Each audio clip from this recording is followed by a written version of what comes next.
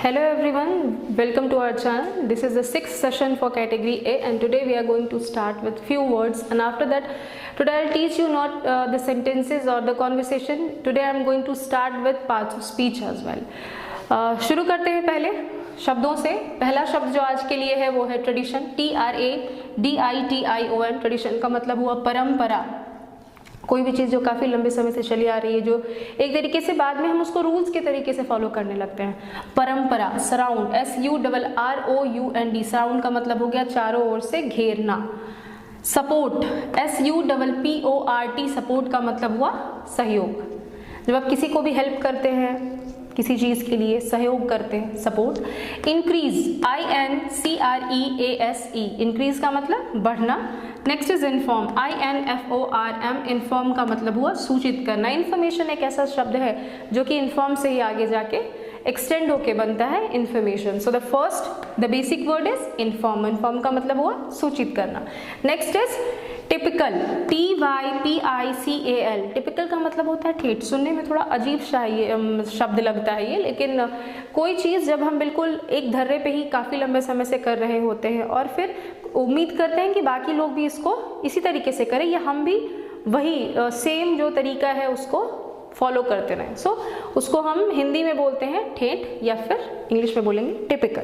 Next is purpose, PURPOSE। Purpose का मतलब हुआ उद्देश्य। हम कोई भी काम जब शुरू करते हैं, सपोज आपने ये इंग्लिश के सेशन स्टार्ट किए, मैंने आपको पढ़ाना शुरू किए, तो मेरा उद्देश्य क्या था, मेरा पर्पस था मैं ज़्यादा से ज़्यादा लोगों तक इंग्लिश पहुंचा सकूं। Similarly you people have started reading and watching my sessions. So what is the purpose? Your purpose is learning English. So आपका उद्देश्य क्या हो गया? इंग्लिश सीखना। Next is temporary, TEMPORARY। अस्थायी।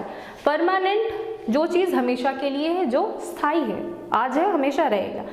Temporary is that is not stable. Temporary अस्थायी, आज है कल ना हो।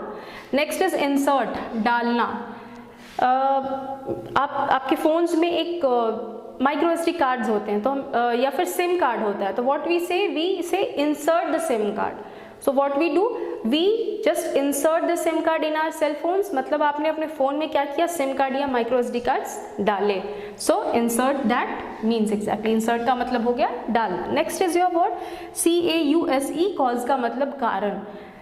The cause of falling ill is he had something the house. मतलब उसके बीमार पड़ने का कारण क्या है, उसने बाहर कुछ खाया। सो cause.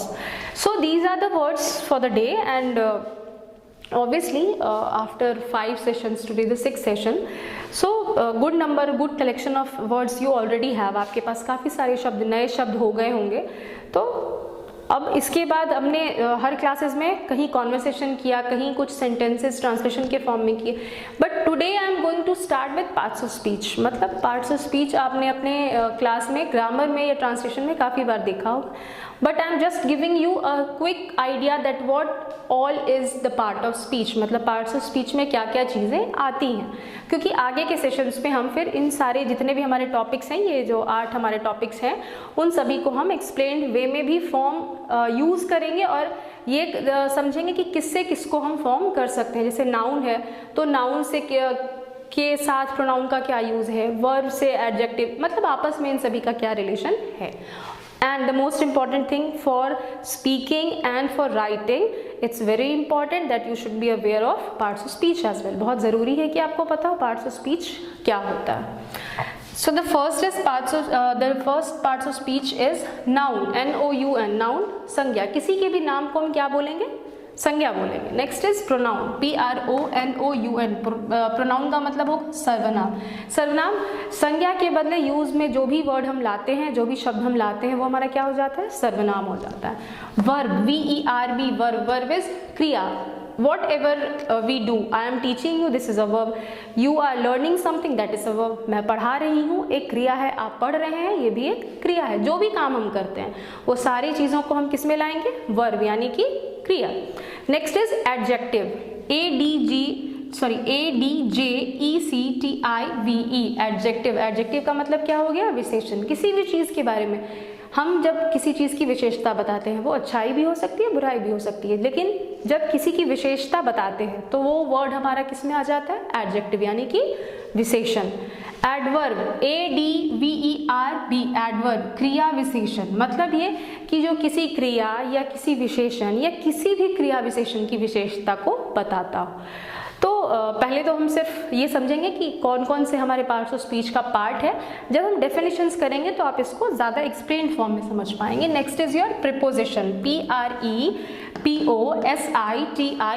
प्रीपोजिशन इज संबंधवाचक, मतलब ये I am writing on this board, मैं इस बोर्ड पे लिख रही हूँ, on the board, on this board।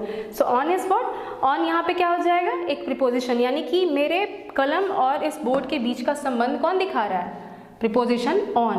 तो प्रीपोजिशन क्या है, संबंधवाचक। Next is your conjunction, CONJUNCTION। Conjunction का मतलब क्या हो गया, संयोजक। अब जो दो वर्ड्स को जोड़े, दो या दो से ज़्यादा इनफैक्ट हो सकता है, या फिर सेंटेंसेस को जोड़े, पैराग्राफ्स को जोड़े, एंड और ऐसे बट हो गया, दैट हो गया, ऐसे बहुत से कंजंक्शंस आगे आपको पढ़ने मिलेंगे। Last is interjection, INTERJECTION। Interjection is विस्मयादि बोधक। जैसे कि इसका सबसे बड़ा जो एग्जाम्पल है वो ये हो सकता है कि आप क्रिकेट खेल रहे हैं या कोई भी गेम खेल रहे हैं और सडनली आपने क्या किया, किसी को देखा उसने एक बहुत अच्छा सिक्सर लगाया, तो आप क्या बोलते हैं, hurray. But that is what, आपके दिमाग में कुछ ख्याल आया, एकदम से कोई ख्याल आया और आपने उसको एक्सप्रेस कर दिया। मतलब हमारे दिमाग में आया हुआ कोई भी ख्याल जिसे हम बिल्कुल अचानक से जब व्यक्त कर देते हैं, तो वो जो शब्द हम यूज़ करेंगे वो सारे शब्द हमारे हो जाएंगे विस्मयादि बोधक में आने वाले शब्द। So this is the session for the day. Today we have done few of the words with their meanings, and we have also done parts of speech. And make sure that you people are practicing it regularly, because if you will think, अगर आप सोचते हैं कि आप last में जब ये सारे सेशंस खत्म हो जाएंगे तो एक बार वो डायरी उठा के फिर पढ़ना शुरू करेंगे, so this is not going to help you। आपको उससे कोई मदद नहीं मिलने वाली। तो I just hope you people are just, everyone is at home because now the lockdown is already extended till 3rd of May। हमारे जो लॉकडाउन का पहले अवधि क्या थी, 14 अप्रैल थी, अब वो एक्सटेंड हो गई। So now we again have enough time, so just keep practising, practice करते रहिए। And by the end of this session, at the end of this session I just want to request everyone, just please subscribe our YouTube channel and make sure आप सिर्फ subscribe ही ना करें, ज़्यादा से ज़्यादा लोगों के साथ लाइक और शेयर बिल्कुल करें, बेल आइकन दबाएं ताकि आपको हमारे नोटिफिकेशंस मिलते रहें। This is all for the day, thanks a lot.